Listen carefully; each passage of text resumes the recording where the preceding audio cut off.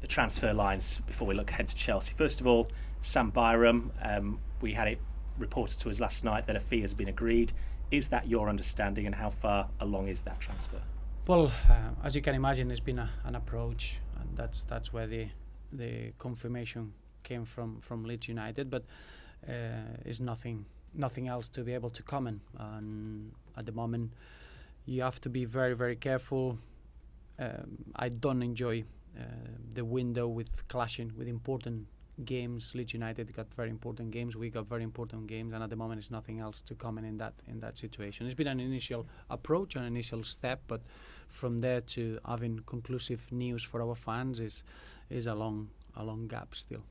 Would it be fair then to surmise that whichever way you go, you'd like this resolved fairly quickly? No. It's something that we don't do things by being quickly or panicky. If there's any signing to be made, it needs to be the right character, it needs to be the right addition, and that will always be the case. In any process, there are initial steps, and some processes become very long, others they are quite short. I'm sure that everyone understands that at the moment. The only thing that matters for us is the game tomorrow against Chelsea at Stamford Bridge, and whenever we got something to announce to our fans, we'll do that straight away. Given that there has been a confirmed approach, then could you tell us what it is about Sam Byram that you particularly like? No, I wouldn't be that disrespectful.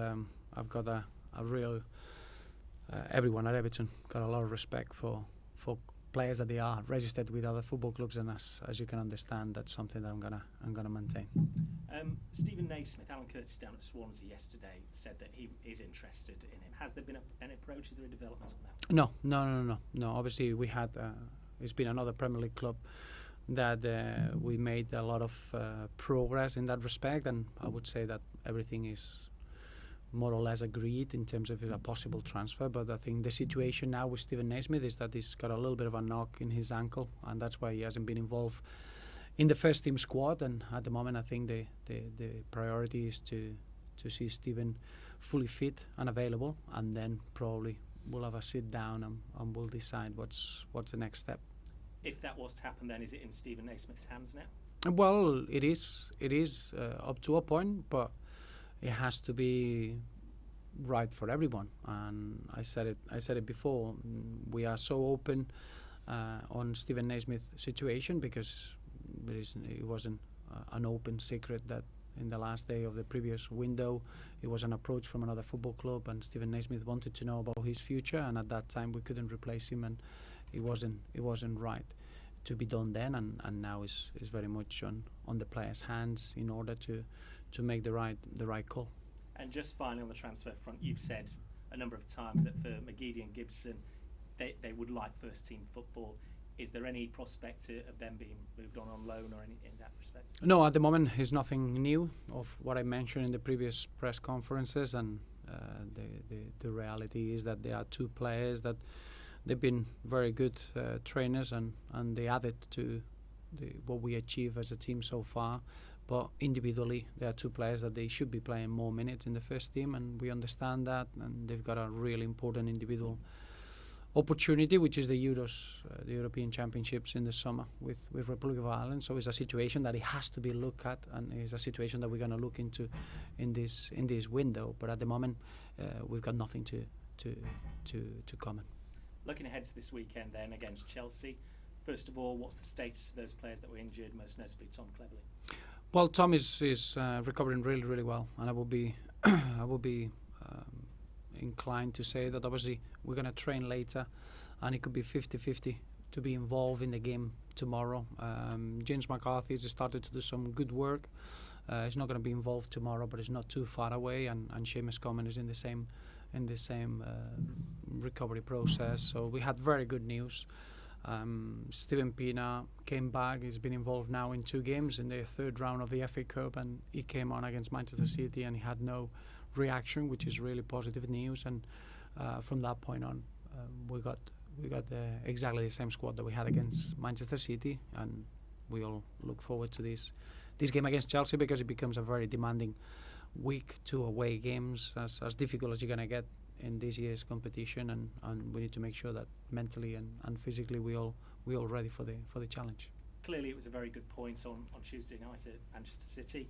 How important, though, was it for Tim Howard, having had a week's rest, to come back and keep a clean sheet and perform in the manner he did? Well, it was very important in order to just to show how important he is for our team.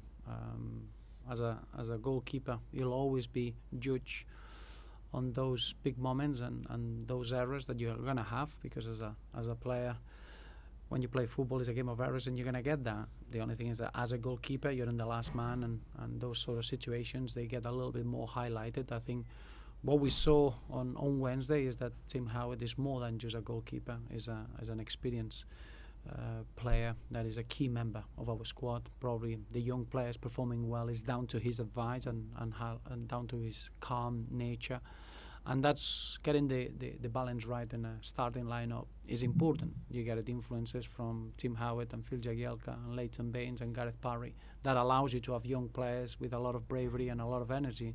But I was delighted with the lesson that Tim Howard gave us in terms of being focused in his role, being focused in what he had to do for the team, and then performing at that level, which shows you how important he is for us, and what an incredible character that we are very fortunate to have in the dressing room. What do you expect from Chelsea at Stamford Bridge? I think Chelsea are a team full of winning footballers. Remember that they won the Premier League last season, and that's not long ago. So the quality is there. There are players that in 1 second they can produce something magic, and that demands a level of concentration, a level of focus. Very, very important. But in the same way, we want to be ourselves. We want to go to Stamford Bridge and being able to perform in the way that we've been doing away from home this season. And it was a good point against Manchester City, but you want to win football games, and you need to make that point good with the other next result, and that's a good performance at Stamford Bridge. But we respect immensely this team, and we respect immensely the quality that Chelsea have. In your opinion, Roberto, has there been a noticeable change in the approach from Chelsea since Gus Hiddink came back? Well, difficult to tell, because obviously is the same group of players, and there haven't been many changes in the starting lineup, so it's very, very difficult from the outside to try to identify any sort of changes in the way that the team performs. I think they had a couple of very impressive performances away at Crystal Palace, and the way that they show that fighting spirit and that determination of getting good results. And is a team that, as I say, they go back to having incredible individuals that they can change the nature of a game in one action.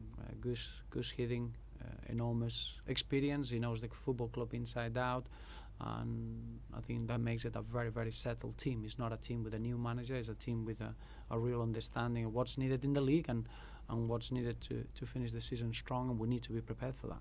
And given that you come into this game on the back of two quick games against Manchester City, where you've won one, drawn one, lost none, do Everton go there with an improved confidence? Well, you want to believe that you want to carry some sort of momentum. I think our season has been very consistent in that respect. We've been finding it. We enjoy playing away from home. I think the stats are there to prove that. At Goodison, we've been a really, really good attacking team, scoring goals with ease and having a real dynamic play. Defensively, we've punished ourselves too much, and we conceded too many goals that they wouldn't allow the results to show what we did in the performances. So overall, our performances, they've been very, very consistent throughout the season. I think now it's important that going into the second half of the campaign, we can be consistent in our results, which you can imagine that all the good work that you do playing well gets recognized, and it gives you a real belief and a sense of confidence going into the next game. So important that we maintain the levels and we start really brightly against this Chelsea side. And just finally from me, looking ahead to the next 4 or 5 weeks, obviously you're still in 2 cup competitions. One of those games will be against Manchester City away again. There's a Merseyside derby on the horizon. To what extent will this period define the season for Everton? No, I don't think, obviously, every game, for us now, every game is vitally important for different reasons.